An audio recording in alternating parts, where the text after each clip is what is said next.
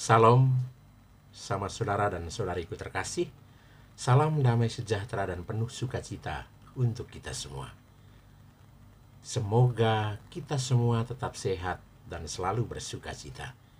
Kita berjumpa lagi dalam renungan Lentera Jiwa pada hari Jumat Agung, ketika kita mengenang sengsara Tuhan Yesus Kristus pada hari Jumat 29 Maret 2024. Pada perayaan hari Jumat Agung ini, kita diajak untuk belajar menjadi setia dan taat seperti Tuhan Yesus Kristus.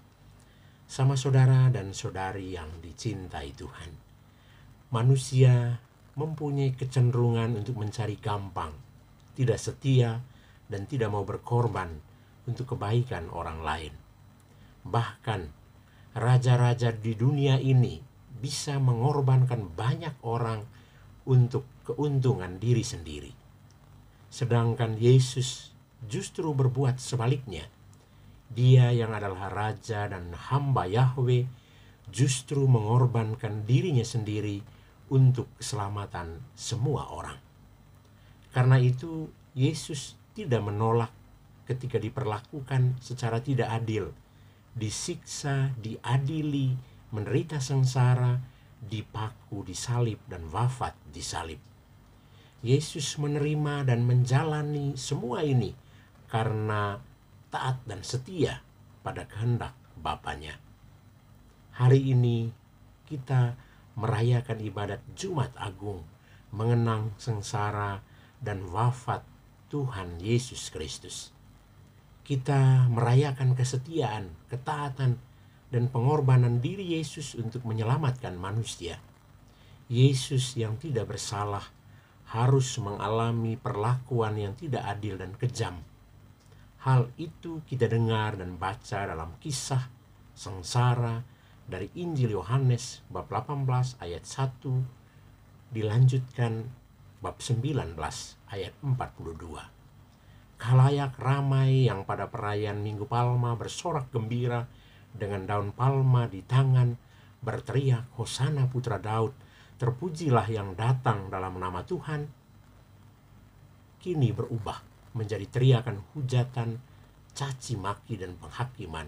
Salibkan dia, salibkan dia. Inilah suatu ironi besar yang merupakan cerminan hidup manusia. Semuanya berubah begitu cepat. Manusia begitu gampang terprovokasi atau mudah dihasut, ikut arus, tidak mempunyai prinsip yang jelas, dan memilih apa yang menguntungkan diri sendiri.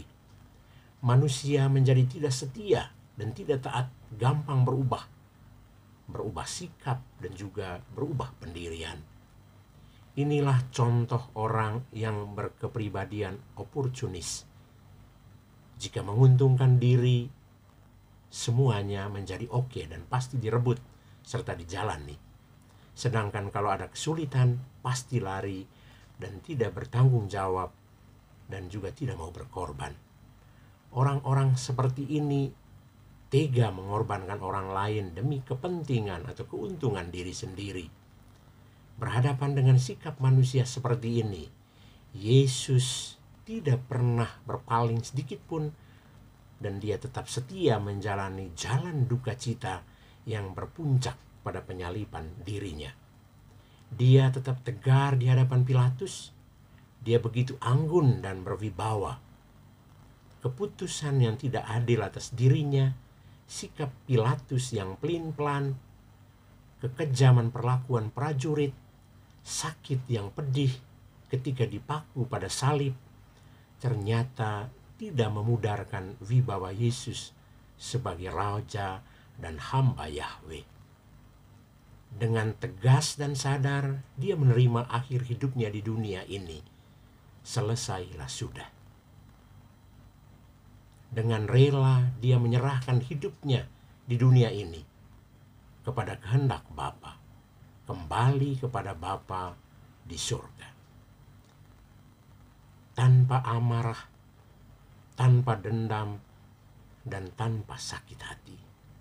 Yesus setia dan taat sampai mati di kayu salib. Karena itu, dia setia sampai akhir demi kemuliaan Tuhan dan keselamatan jiwa-jiwa. Kesetiaan itulah yang membentuk identitas Yesus sebagai putra Allah. Sama saudara dan saudari terkasih, hari ini kita diajak untuk belajar pada Yesus tentang kesetiaan, tentang ketaatan, tentang semangat rela berkorban. Kita diajak untuk menjadi orang yang loyalis, bukan orang yang oportunis. Setia pada komitmen dan prinsip kebenaran dalam Tuhan yang kita pegang, tidak mudah berubah, dan tetap setia pada Yesus Kristus, Sang Guru Agung kita. Selamat merayakan ibadat Jumat Agung, mengenang sengsara dan wafat Tuhan Yesus Kristus.